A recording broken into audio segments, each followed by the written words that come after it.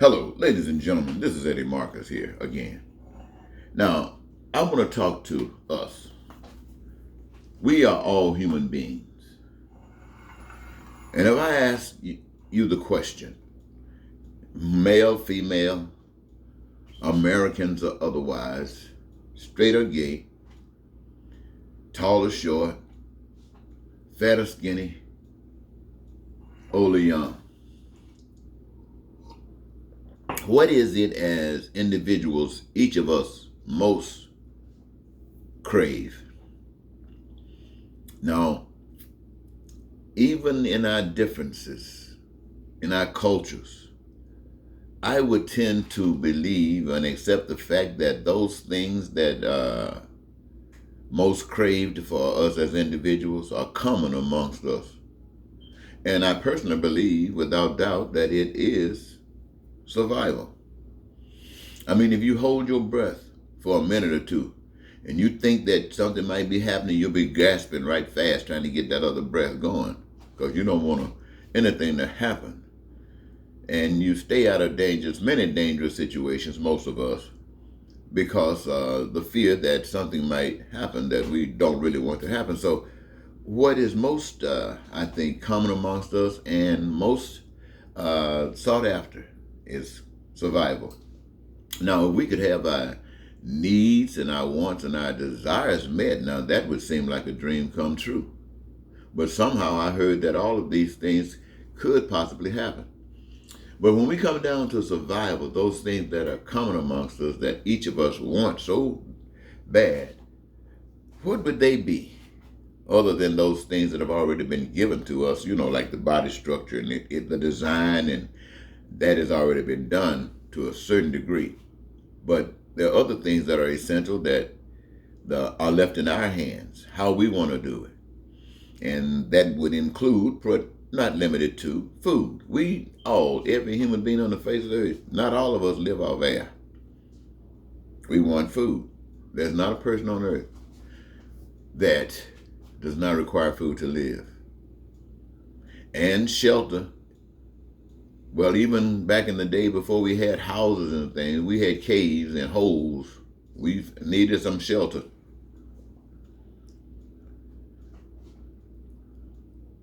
We might have been able to do without the little loincloth or the leaves, but even they played a major role even up until this day. Now, as we survive and spend some time on this earth, we'll recognize that it is good to be able have education that would help prepare us for the unknown. Especially when I speak of this, I'm talking about those things that you are exposed to that I am not, that you make some way that that information can be shared, and so on and so forth.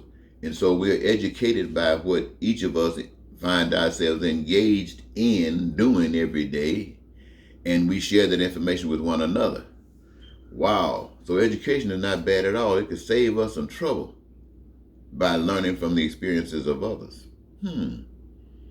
So I would think that each of us, if we can benefit from education to that degree, would want to have as much education as needed. And another thing, my friends, I'm standing up here right now, my back hurting so bad I don't know what to do. In fact, I got a doctor's appointment to go check this thing out next week. It might be a little too late.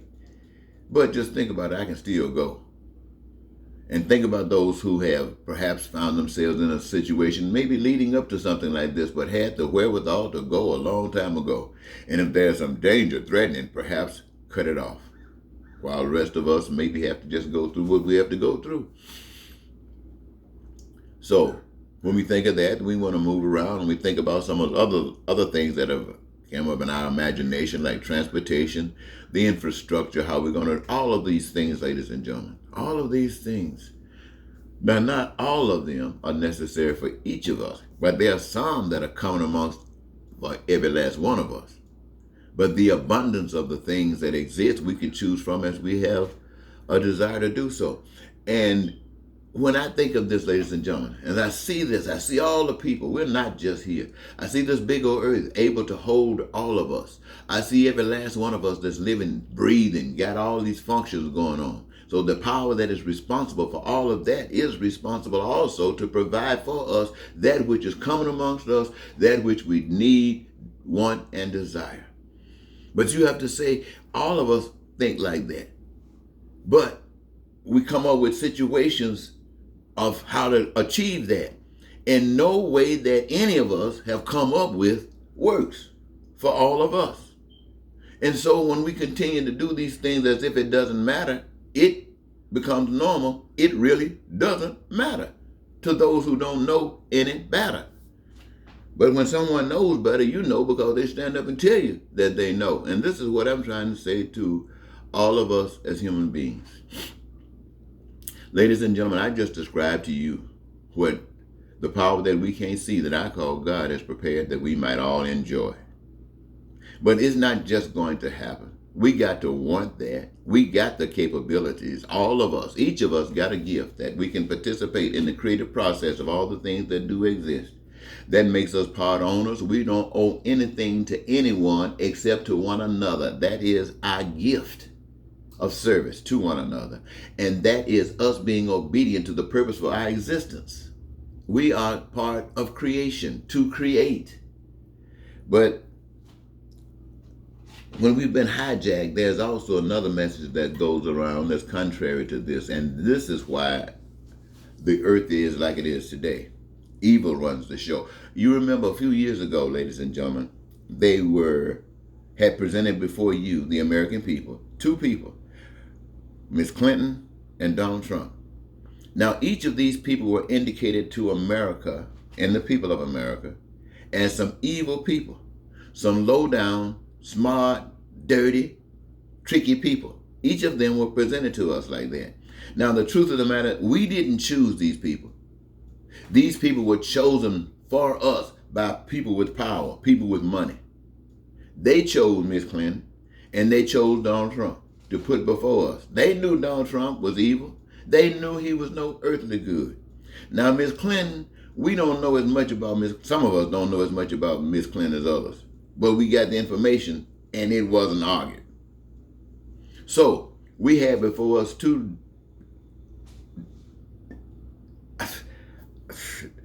demonic possessions. This is what America, and accepted it. And people from all walks of life in America accepted the fact that these two evil people were their only choices, real choices, because they've been trained to think that no one matters but Republicans and Democrats. That these were the only choices. And you accepted that. And then, ladies and gentlemen, considering all what I just mentioned that each of us want, you got a man who have come on the scene, who won this election. I was put up there one way or another. He's there. And as far as I can say about my own experience, everything he does appears to represent the most ugly, the most evil of acts that human beings can commit. And yet, there are so many people in this country that feels that he is the answer to their prayer. Which means to them, whoever's been representing God has done a very poor job. Let me say that again. These people who've fallen in love with Donald Trump, who are loving him, that means that those of you who have been representing God have done a very, very poor job. That means Billy Graham, you one of them big knot preachers. Falwell, you one of them big knot preachers. Hagen, you one of them big knot preachers. All of y'all with your big knot preachers, your big mega churches who had so much money. You had so much money. That tells you why these people have gone over to Trump, gone over to evil. Because you are an epitome of evil yourselves. You talk about God and you race out there trying to get as much of the man God as you possibly can, which is money. You loaded with it. Look at all your mega churches right now. They are loaded with this God with this man God. What is it called? It's called money. They got millions of dollars. They got billions. Some of them. They got what? They got mansions. They got jet planes. That's these people that are out there trying to tell you about God. But they can't tell you about God because they're living in front of you as agents of evil. And so the people who love in Trump now say, to hell with God. We might as well go on with evil. And what does that say? That says, all of you ladies and gentlemen, that is not just talking about, I know what you want to say. You want to say that's the right-wing churches. No, that's all of you. There's no difference between a right-wing church and a left-wing church. You're all prejudiced. You're all divided. You can't stand. You don't know God. You just talking what you read and trying to think you're smart enough to interpret something that somebody just can't really understand. You don't know what the heck you're talking about. How can I say that I'm standing here right now, ladies and gentlemen, knowing the pain, knowing the suffering that people have to go through every day, and you do as well. But what you got before you right now, you got a demon in Donald Trump. Now, I'm not trying to blame Donald Trump. He's innocent as well as you. But he's up there saying, let me be, give me 4 more years. You ain't seen nothing yet. And all you want to do is say, well, give me Joe Biden. He's not as bad. So what does that say about you? Is there any amongst you who know that there's an invisible power that's more powerful than all of us, but allow us to go on and suffer because that's what we choose, ignorant or not? 2000, I was being released from prison. September the 11th. The time that I was being released from prison in Stillwater in Minnesota, they were bombing planes or driving planes into the World Trade Center. And I'm sitting there thinking, if you had made me president, this would never have happened. Because I know I know righteousness. I know righteousness. What does that mean? That means making sure that people are included in everything, in every decision. And when you make a decision, they come out winners as well. There are no losers. And when there are losers, you ain't doing, and you accept that, you are no leader. And the people that go along with you are supporting your inability to lead. But I'm not just saying this. I tried to get you to make me president. I had to do it as a write-in. Why? Because what I talk about, this love that I talk about, this peace, this joy, your dreams being met, you say you want it in your privacy, but when you say stand up and do the right things to get it, you run like a coward. And so, here I stand here today. You still got, as I can see it, the most evil man.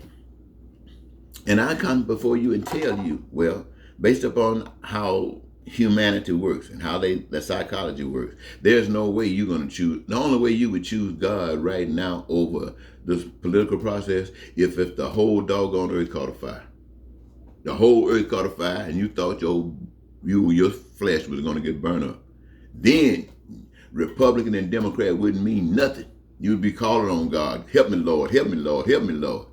But soon, and as long as you think there's another alternative, you will go with the other alternative rather than trust God. And what that does for a person like me, that makes me get old real quick from the pain and agony of what I have to live with. That makes my health, just robs me of it. Stress.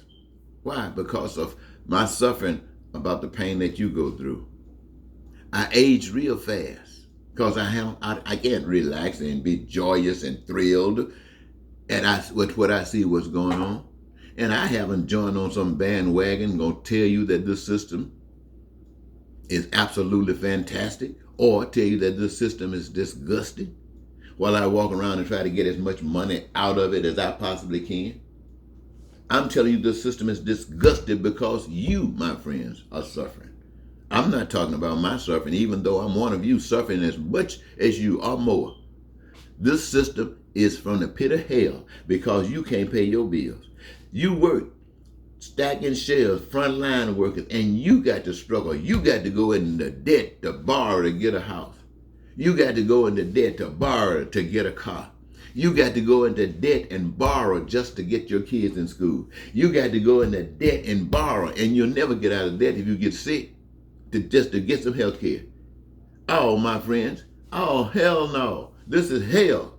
To me, that's hell. I don't know how come you can't see it as hell, especially when you can just have look, when there was just a few people on earth, everybody had to look out after themselves, and they were probably scattered, perhaps. And you know that can be a struggle. At least back then you didn't have too much to do because you weren't aware of the things that you can do. But as time passed, you start learning that there are other things, many things you can do. But how much of you can be spread around? But as the congregate grew, as they grew, and people engaged themselves and start trying to do everything for themselves, but do a thing that benefits everybody, then all of the things that are being done by different people who love to do it and doing the things, using the resources that have been given. And it comes back, my friends, not a hater, not a racist standing with Donald Trump would have to suffer from anything, and Donald Trump didn't do it. He didn't do nothing for you. Joe Biden, Barack Obama, George Washington, Abraham Lincoln, none of them did that. It's been available to you ever since you've been on the face of this earth. And all you got to do is recognize it, claim it. Claim it. And the moment you claim it, you start living it. And once you start living it, the other stuff is dead. Woo! But it is a hard message. And a person like me, hey man, and you guys walk on every day. Some of you talking about your political persuasion, your religious persuasion, all of us out here still pain and suffering. Somebody say, well, why come God don't do it for you? Because God gave it to us to do for one another. So you couldn't trick yourself. You couldn't be lying to yourself. You know, you try to lie. Oh, I love God. But you don't give a stink about that man on that corner with that sign saying, help me, I ain't got nothing. You say you love God, but you watch the folks out there with their whole everything that they own in a basket, pushing up and down the street. And they look like all kinds of cleanliness they need. Man, and you talking about you love God? I mean, God ain't blaming you. You don't know what it means to love God. You don't. You don't. So I can't be fussing at you too much. But anyway, I just wanted to say that to you. And whatever it does, it does. I didn't have any other ambition or goal other than just to share that with you. Let's see. Before I close out, is there anything that I'm leaving out? I heard somebody say something about this morning well, I think that'll do it. Thank you, ladies and gentlemen. Have a good day. Goodbye.